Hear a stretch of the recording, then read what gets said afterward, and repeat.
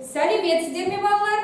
Сәлеметсіздер. Балалар, бүгін бізде ауа райы қандай? Жылы. Сіздердің көңіл күйлеріңіз қандай? Жақсы.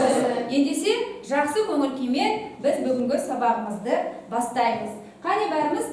Аспанымыз ашық болсын, күніміз жарық болсын, деніміз сау болсын, еліміз аман болсын.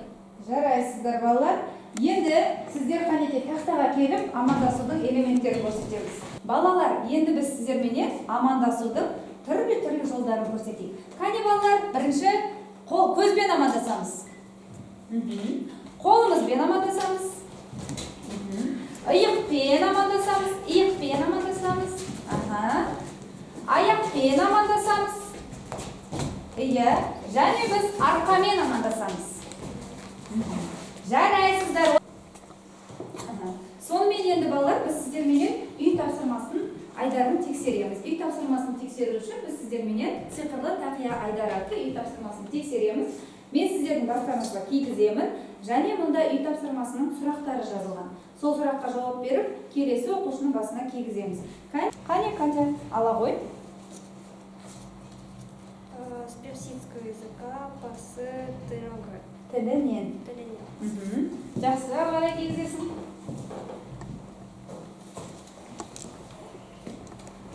Национальное блюдо. Ултык тағын. Тағам, дұрыс айтасың, мына жерге қалды.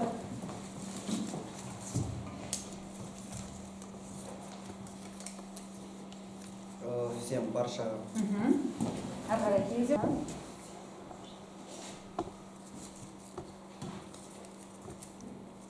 Дастархан. Иә, жарайсың, тамаша. Енді бізде соңғы оқушымыз София. Благословение. Вода. Бата, жарайсыздар. Ребусты шешейікші, қандай сөз шығады екен? Дұрыс, наурыз деген сөз шықты. Ендеше бүгінгі біздің сабағымыздың тақырыбы балалар, наурыздың сәні зергерлік бұйымдар.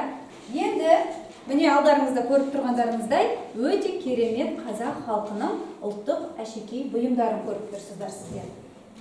Бүкіл әлемге танымал. Онда қазақтардың мәдениеті, рухани әлемі, дүниетанымы мен нәзік эстетикалық талғамы бейнеленген. Зергерлер жасаған зергерлік бұйымдар олардың сұлулығымен және талғампаздығымен, ойластырылған бөлшектермен таң қалдырады. Қазақтың зергерлік өнері мен ұлттық әшекейлерінің тарихына бірге мүлейік. Кеттік.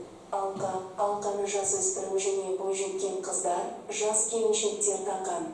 Бүгінгі күннің өзінде салтықшақтар немесе кулондармен безендірілген әдемі ұзын алқалар бар. Олар көбінесе күмістен, ал алтыннан сирек жасалған. Бұрын олар жануарлардың мотивтері басым болатын өрнектермен, асыл тастармен безендірілген. Алқалар пішіні бойынша келесідей жіктеледі.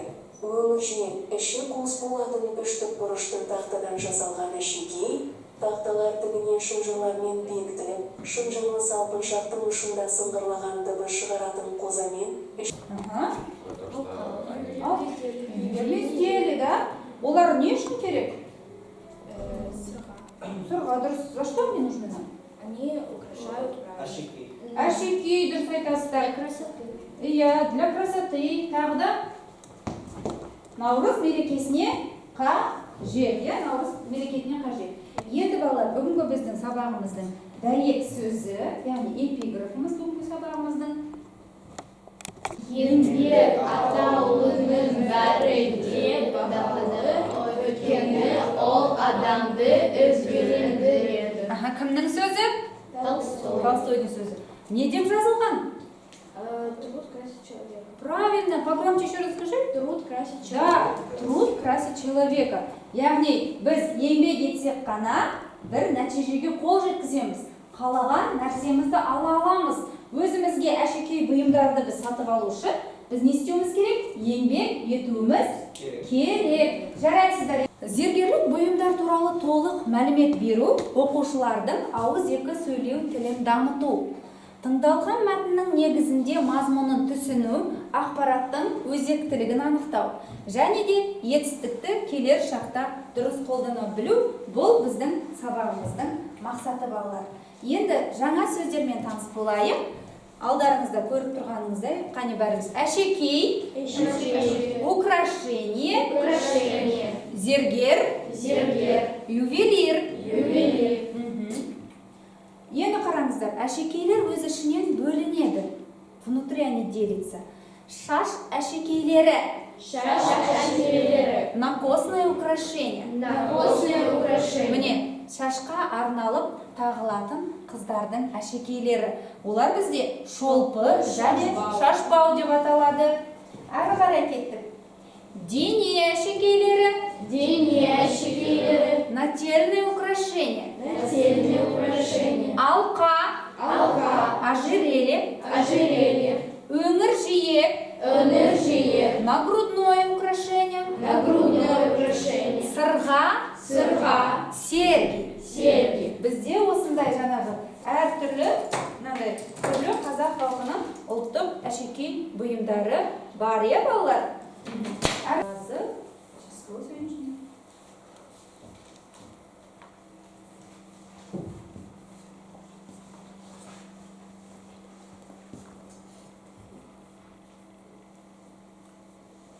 Какое слово это? Халық как переводится? Народ, жақсы. Келесі. Ксюша келе ғой, жарайсын тезір. И последний бізге София ғой. Дастархан дұрыс. Ары қарай София оқы ғой. Енді бізде балалар сергіту сәті. Ой, жарайсыздар.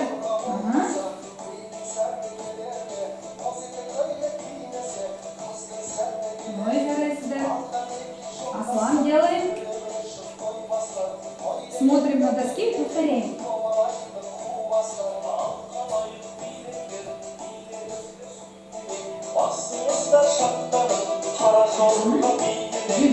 Наурыздың сәні зергерлік бөлінеді.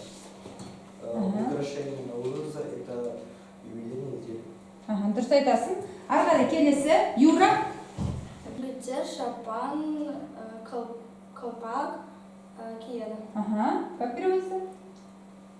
Дети что одевают? Одевают шапан и колпак. Дұрыс айтасың. Ары қарай София. Осы киімге қоса ұлттық сәнді зергерлік тағады. Дұрыс. Бұйымдарды тағады. А к этим одеждам что они носят? Украшения. Да, юбилейные изделия, украшения. София?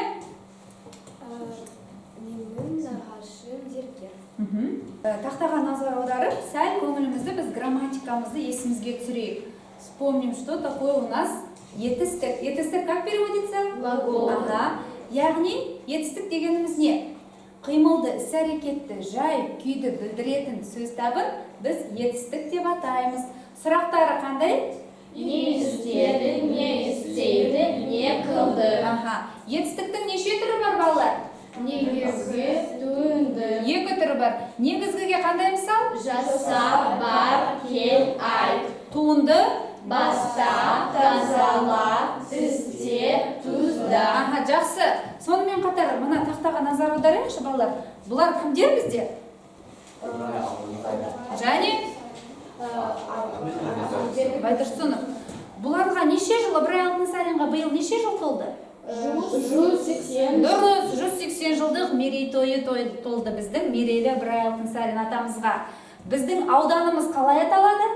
Район. Алтынсарин ауданы, яғни біздің Ыбырай атамыздың құрметіне аталған. Керемет кең байтақ Алтынсарин ауданында біз тұрамыз. Солай ма, балалар? Ал Ахмет Байтұрсынұлына неше жыл? 150 жыл біздің ұлы тұлға Ахмет Байтұрсынұлына 150 жыл. Яғни бұлар бізде мерейтой иелері. Первое задание вы вдвоем делаете, второй вы вдвоем делаете, третью вы делаете. Оқығаныңыздар? Наурызда Наурыз көже пісіреді. Дұрыс, как переводится? Наурыз приготовлен Наурыз көже. Наурыз көже, дұрыс айтасыздар. Ары қарай, екінші топ. Нағашым бізді сырға тағады. Разве тағады? Жасайды. Он же не носит. Значит, как это переводится? Нағашым Делает? бізді сырға жасайды. Дядя делает серьги и ювелирные изделия. Ары қарай? Казахстан кыздары шашбау тағады. Как оно переводится? Девушки, девушки на костное украшение. На костное украшение. Жарайсыздар, суретпен сөзді біз сәйкестендіріп, мы должны соединить. Кім тақтаға келеді бізде? Кто желает бізге? Қуаныш келе ғой? Оқыды, сол суретімен сәйкестендір.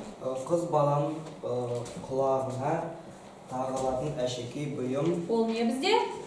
сырға. Дұрыс. Дұрыс па балалар? Иә. Дұрыс. Ары қарай келесі кім келеді? Аслан келе ғой, тез. Тез. Қыз баланың Ұста қарындаш ұста. қыз баланың білегіне тағылатын әшекейлер бұйымдар. Это у нас Білегіне, мына жерге не тағамыз? у нас Білезік. білезік. Дұрыс па балалар? Иә. Иә, ары қарай келе ғой, Ксюша.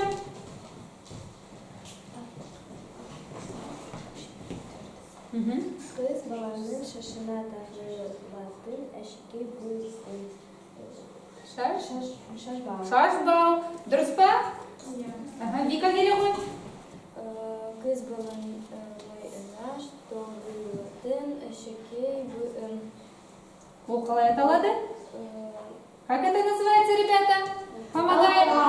Алқа. Или можно называть өңір жиек. Жарайсыздар, отыра қойыңыздар. Міне әшекей бұйымдар сіздер алдарыңызда көріп тұрғандарыңыздай, да? Мынау не бізде? Сырға. Мынау не бізде? Алға. Мынау не бізде? Сырғаның тағатыны. Мынау не бізде? Білезік. Ал мынау не бізде? Сақина. Енді балалар, мен сіздердің алдарыңызға мынандай елерді қойып өтейін. Қазір сіздер бүгінгі сабақтың қалай өткенін осы неге жазасыздар, өз ойларыңызды, пікірлеріңізді кері байланыс ретінде пишем. И каждое задание оцениваем, да, ребята? Тапсыра ғой.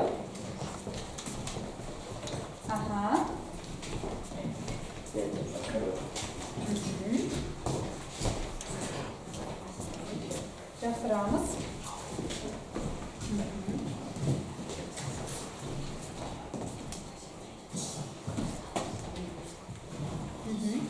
Үй тапсырмасын жазып аламыз. Домашний задание вам такое. Жаңа сөздерді жаттайсыздар. Пишем. Наурыздың сәні зергерлік бұйымдар тақырыбына шағын эссе жазып келесіздер. Жарай ма? Шағын эссе жазамыз. Эссе жазамыз. Сонымен балалар, бүгін біз сіздерде қандай тақырып өттік? Какой тему мы прошли? Наурыздың сәні зергерлік бұйымдар. Қандай зергерлік бұйымдарды өттік? Алқа, сырға, шашбау, Білезік, сақина, дұрыс айтасыздар. Оларды кім жасайды бізге? Кто нам это делает? Зергер. Как переводится? Ювелир. Енді балалар, дене әшекейлері, шаш әшекейлеріне не жатады бізде? Шаш әшекейлері. На костное украшение. Оларға не жатады? Нательные украшения, перстни, браслет. А где это все носится вообще? Қайда тағады? На Наурыз, на праздниках, да? Сонымен сабақ түсінікті ме балалар сіздерге? Иә. Үй тапсырмасы түсінікті ме? Иә. 9 балл Катя бүгінгі сабақты алды. София? 6 балл. 6 балл Вика. 6 балл Юра. 5 балл. 6 Вова. 6. Сіздер қанағатсыздар ма? Иә. Жақсы. Ендеше сабақ аяқталды. Сау болыңыздар. Сау